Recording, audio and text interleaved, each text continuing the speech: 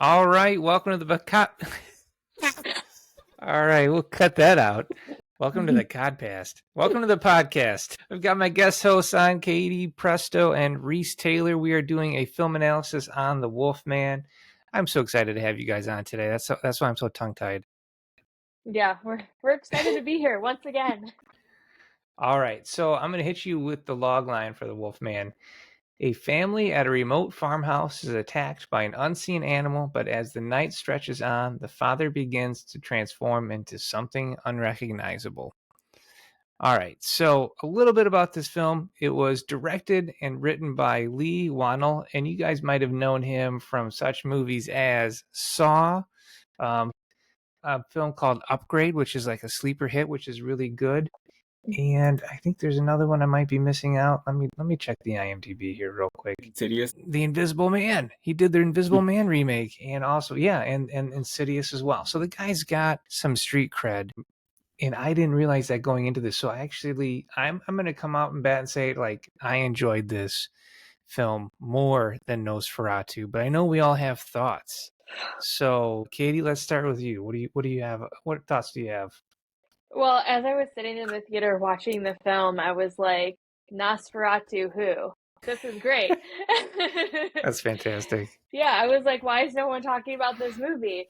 I was gripping onto the seat. It's so realistic. I love the relationships that they were having between the father and the son, and then him and his daughter, both of those relationships in different respects I enjoyed watching because they were very realistic. And then midway to the end, I was like, what happened?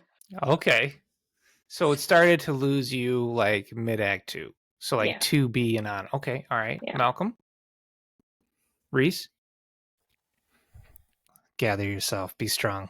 You can do this. I'll say this. Number one, I did not hate the film. Okay. I sure didn't love it. Like, this one was just there. And I say that for a couple of reasons. Like, well, number one, I had several notes that I actually decided to write down for this one. Okay. But we're not going to get through all of them because I'm pretty sure there's a time limit on this podcast. But I will say, one of the things that kind of stuck out to me with this one, would this have worked better if it didn't have the Wolfman name attached to it? So if it was just a straight disease, some kind of like a zombie virus or something. Something, because that was not a Wolfman. That, like, I understand that, and again, okay, so I had to do a little bit of research going into this one, afterwards, because I was trying to figure out, okay, what went wrong with this? Because I don't know if y'all remember this. Y'all know Ryan Gosling was originally attached to star in this. No. Mm-mm. Yep. Ryan Gosling was signed on to play Lawrence Talbot, which was going to be a pure remake of this one. Uh-huh. And they had a different director. Okay. The director dropped out in 2023, then Gosling shortly after. And during all of this, it just kind of So was the original writer Corbett Tuck? Because Leigh Whannell has a writing credit on it, or did they actually change the script so much that they actually wrote out the original writer? I'm actually not sure. That's a good question. Okay. All right.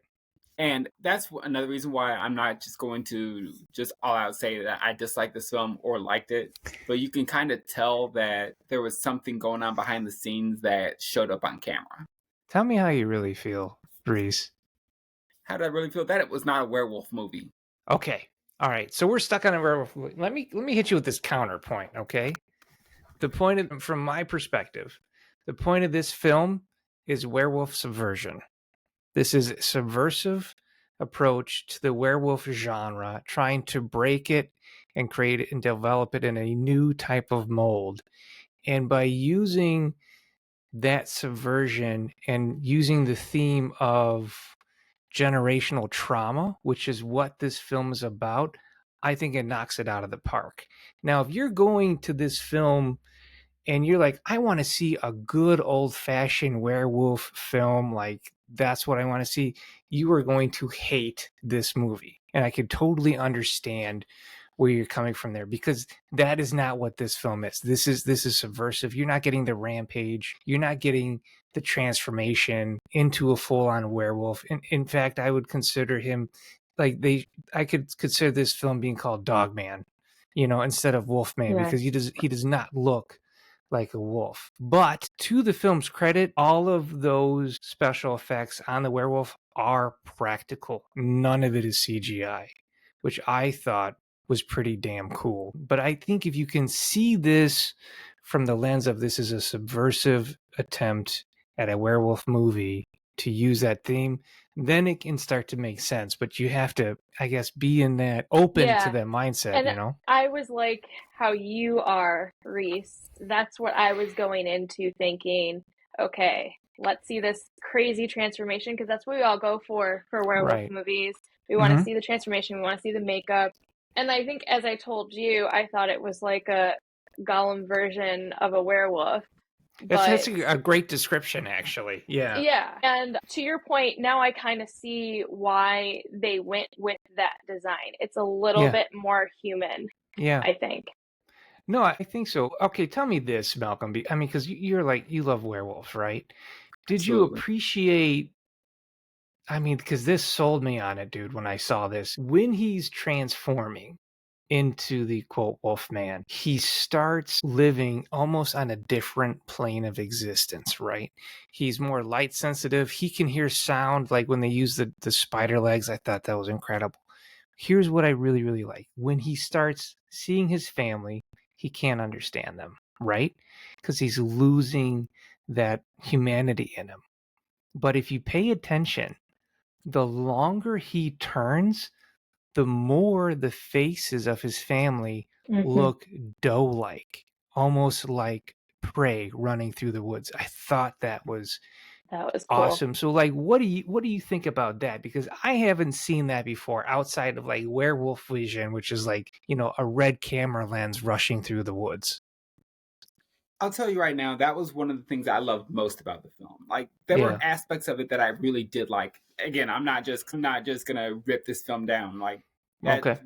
One, that's not what I try to do anyway, because I understand, one, it's incredibly hard to make movies, and it's also incredibly hard to do something subversive every single time. Yeah. Sorry, I don't know what happened with my mouth there. But one of the things that... I mean, you heard me open the show, right? So, I mean, at this point, I'm going to say don't cut out the opening and just let it be welcome to the Codcast, and we're just going to keep it. You know what I mean? So I get it. Rebrand time. But I'll say, I think, those aspects of it were great, because it presented something that I haven't seen before. Yeah. I think the issue that I was really some of the issues I have with the film, this is going to get more into plot-wise. Spoiler alert, I'm pretty sure that's going to have to come out there for anybody who hasn't seen it. Sure. I had the film solved the second I saw the main character on screen.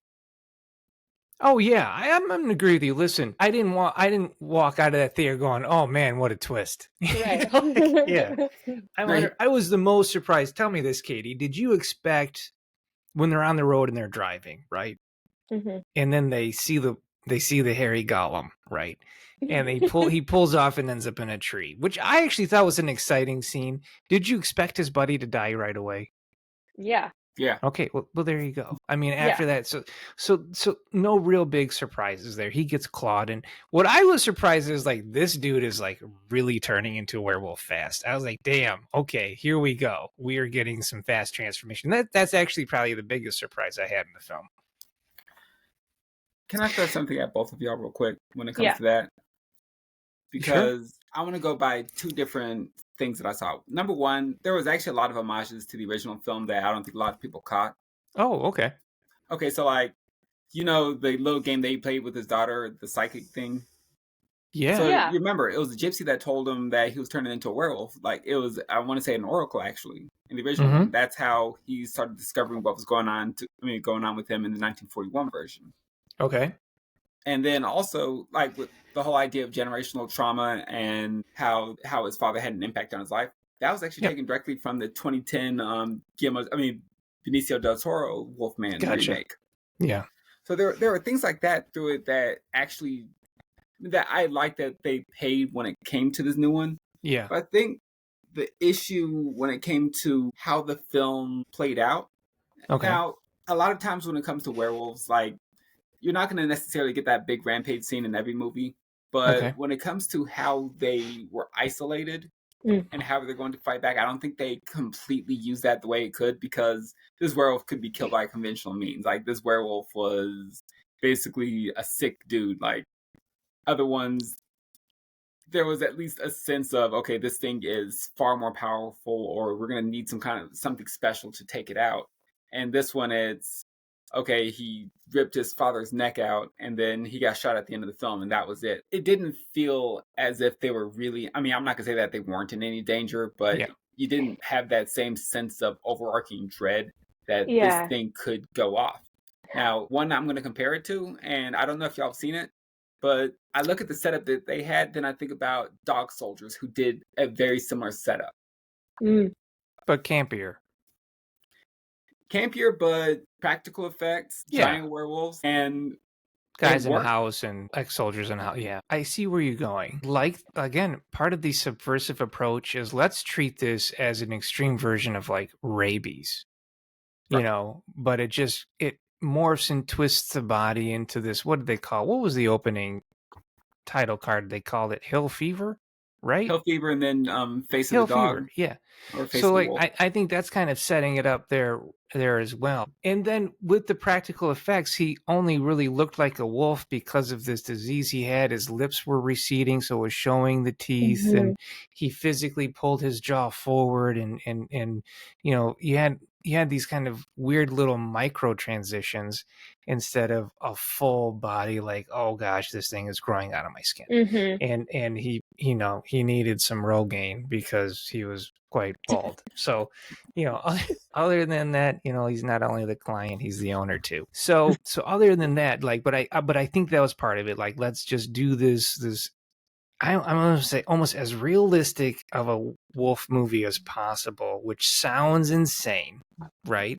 But that's where they were going with it. And then using this generational trauma of my father abused me, I'm trying to be a better dad and not abuse you, but I am a broken person, so sometimes it comes out. And then he gets scratched by the werewolf, and we all know who did it. It's Daddy. Come on. I mean, we all know Dad did this. Yeah. You know, Dad's got the arm tattoo for a reason, you know, so we see it when he's a werewolf. There's no big shock there. But I just love how that fit beautifully into the theme.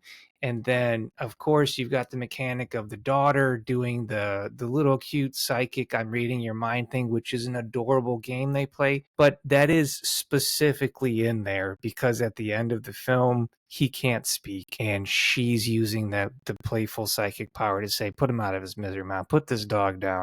I love that. I don't think that was a draft 1 thing. I think that was like a draft 6, 7, 8, or 9 thing where they're like, okay, we need a reason of like the girl giving permission, and then somebody comes up with that idea. What do you guys think?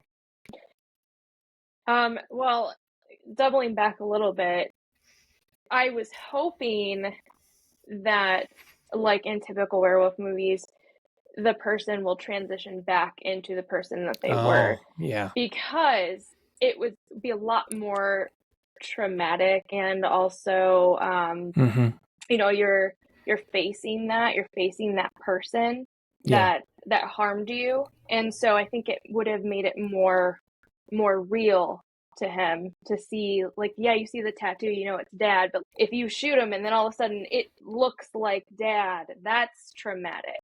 And there's something about that I wanted. I like that. What got me going, okay, this is going to be totally different. Like, the big key for me was first couple of scenes where we see the werewolf in broad daylight. Right, Dad's out with his little kid, and then we see hairy, creepy man in broad daylight, and I went, oh, okay, this is gonna be different. This is gonna be way different. There's no moon. This dude is just running around, pissing in the woods, waiting to eat something. So I'm glad you brought that up. Yeah.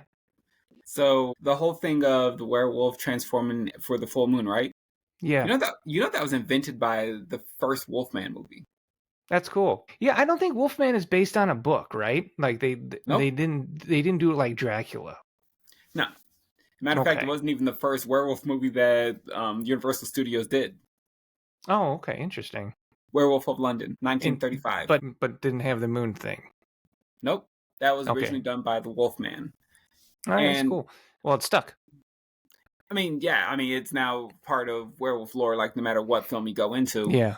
And I get that you have to be able to change something with each film and setup, because again, gonna go back to one of his other films, which was Invisible Man, when they changed the whole idea of what the Invisible Man was. Yeah.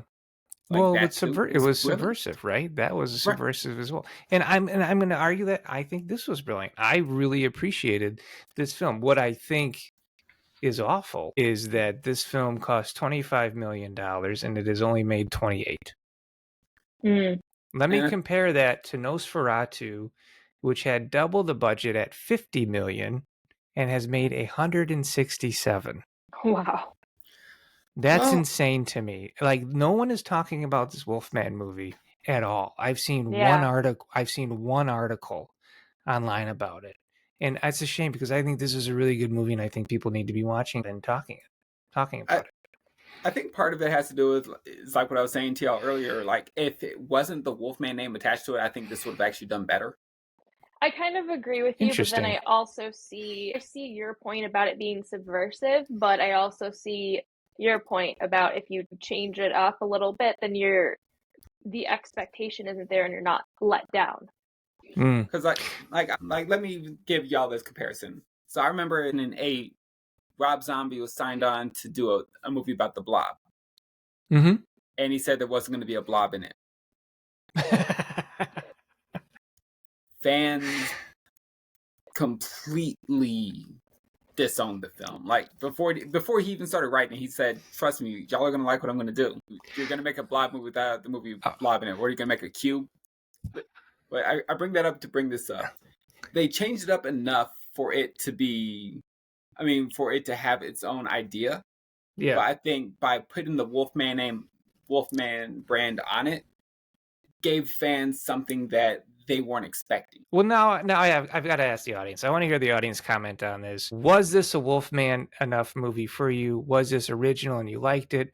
Or were you expecting, the classic Wolfman? So I actually want to know, if you're listening to this and you've seen the film, comment, tell me what you think. I want to hear what other people have to say about it, because obviously we have our thoughts. So, Katie, I want to hit you with a quote. All right, this quote's from the movie, and I love this quote. "Sometimes when you're a daddy, you're so scared of your kids getting scars that you become the thing that scars them." What do you think? I think it's all about, they talk about helicopter parenting and... Guilty. Yeah, right. And so there's a point where you can be too protective over your children and cause them more trauma than if you would just let them go and learn their own lessons and live life and learn things, but with guidance, instead of just trying to protect them from everything possible, because then, like he said, you become the person that's the monster. Yeah. And the thing that didn't really fit for me was, in the beginning, he is such a great dad. He's like the perfect dad, Yeah. He's letting the daughter put lipstick on him, where they're goofing around. They have a great time. The only time that you can kind of see a little slip of that is when he yells at her to get down off of whatever she's walking on. I think it's some construction thing, and he loses it a little bit because he's being so protective over her. It's a scary thought to him to lose somebody that he loves. But I kind of want to talk a little bit about the relationship between him and his wife. Oh, I'm so glad you brought that up. Because I love Julia Garner, but I feel like she did not fit in this film. I feel like her character was underdeveloped. I feel like even though they had problems, I didn't feel any type of history or relationship between them. Not even so much as friends. That was like acquaintances. It just didn't work. I'm so glad you said that, because I was about to be like, so guys, you know who we're not talking about? Yeah. Julia Garner here, because we talked about the wife, we talked about the dad, we talked about the central character. Yeah, criminally underutilized for such an incredible talent. I'm even struggling to find where the subplot relates to her and her husband, other than that they're broadly estranged. Yeah, part of it was, and it was very, very underdeveloped, but she had this big corporate job. She was the one who was taking care of everyone, right? Yeah. So he was in between jobs. He was playing Mr. Mom. So with that, it can make a man feel like they're not doing the thing that they should be doing, which is providing, and you can cause depression and, all kinds of things. So I think that's sort of why she was there too and had that specific job. But other than that, I don't really know. And I felt bad for the daughter that she was stuck with the mom at the end.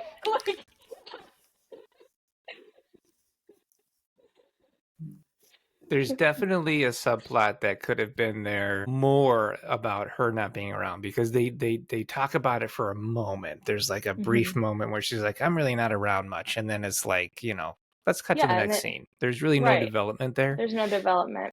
Yeah. So, I mean, I think by the end, when she's standing there with her at the valley with her daughter, it's supposed to bookend the opening where he's there with his dad, but it's a different beginning.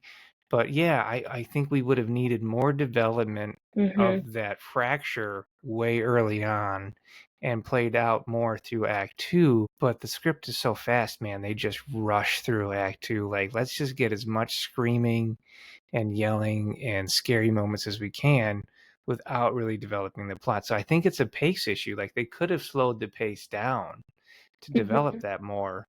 And I don't know if it was just through editing, like they filmed it and they wrote it, or if they just, over multiple drafts, they said, no, let's just relegate her to being a survivor.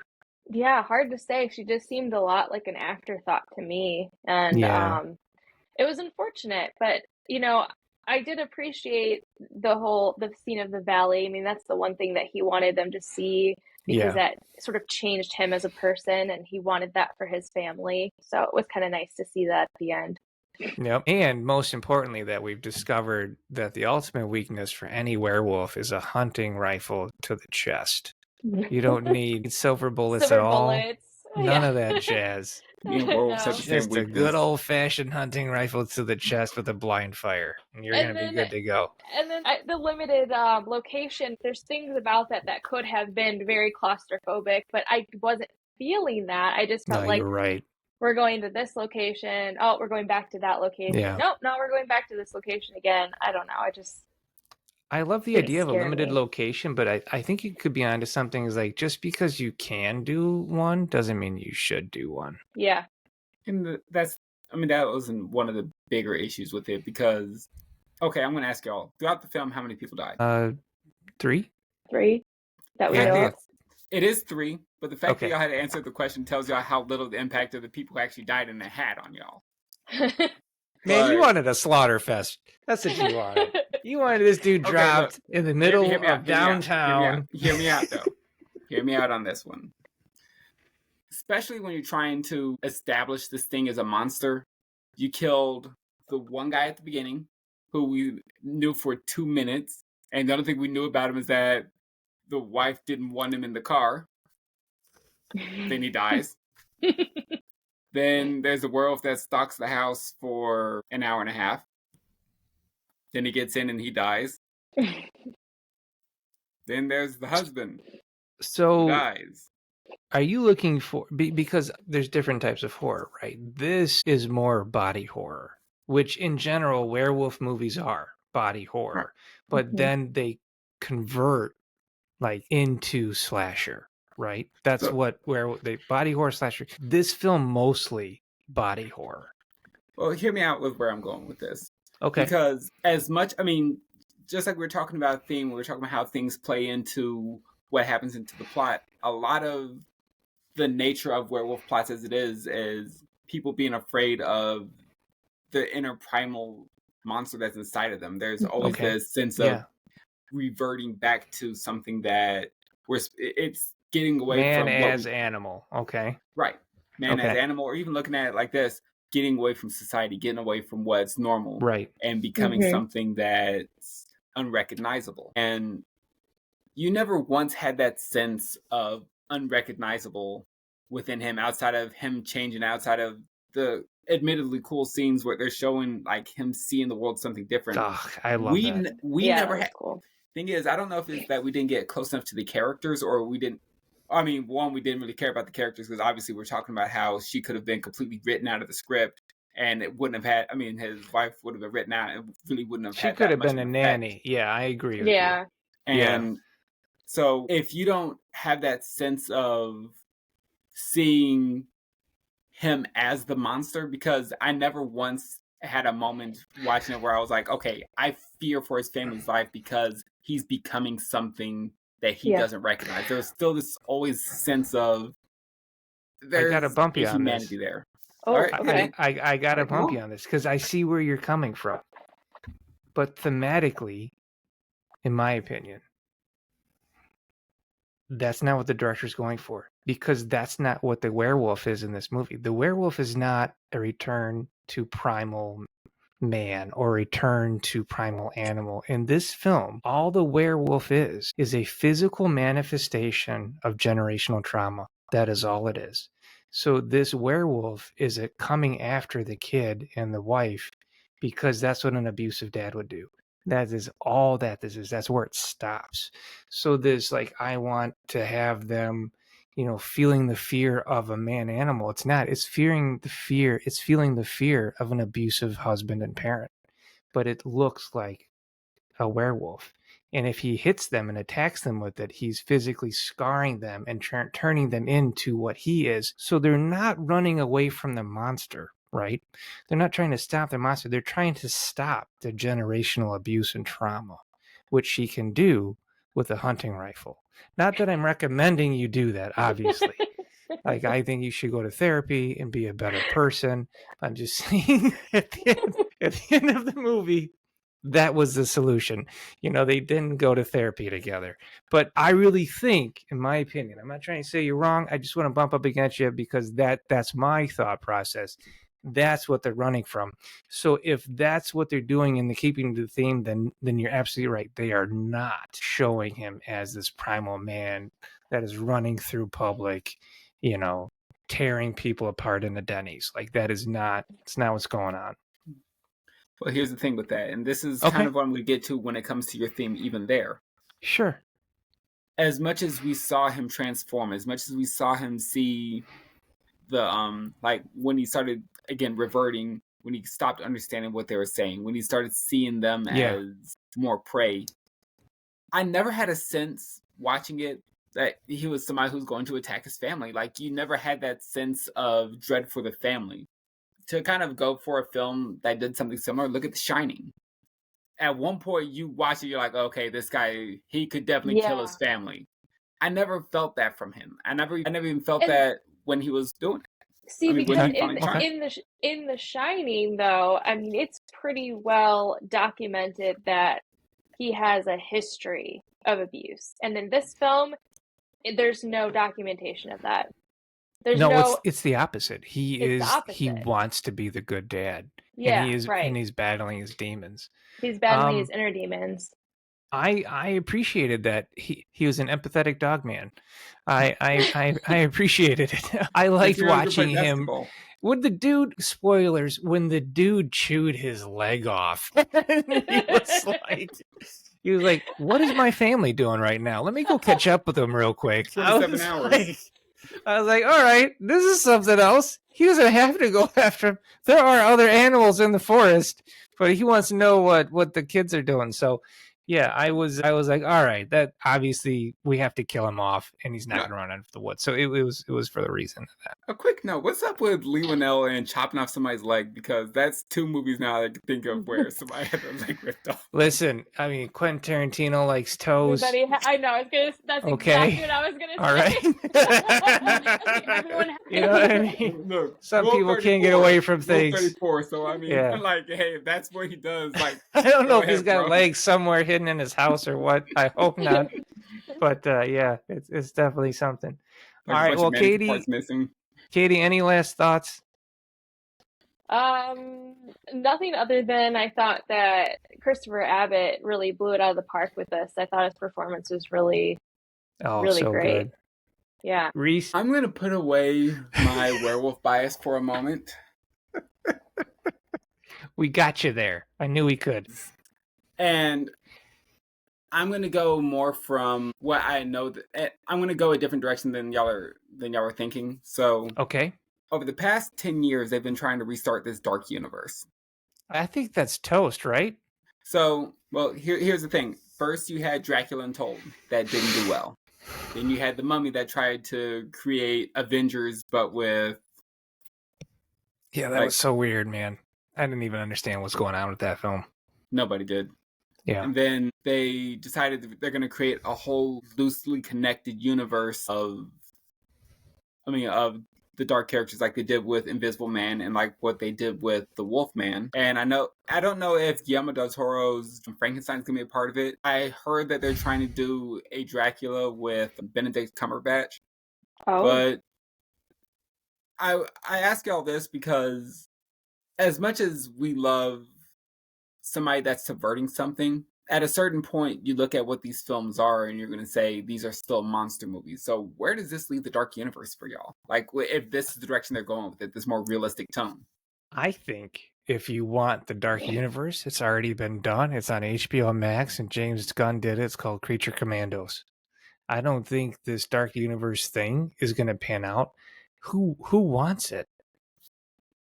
Okay. Well, we got two people here that want it on the Successful Screenwriter Codcast. And can I be honest about that though? Yeah. Where did the term universe start from? Like in general, I can pull out an English dictionary. For cinematic universe. Okay. Marvel, right? No. Okay. The term cinematic universe stems from the Universal Monsters. That was the first actual true overarching universe. Did they have like a Dracula? Yes. Frankenstein creature film? They've had all of those. Matter of fact, unless you're going to call Monster Squad. Abbott and Costello Meet Frankenstein was actually one of the ones that solidified all this together, and it's actually canon within that universe. There's been several crossovers.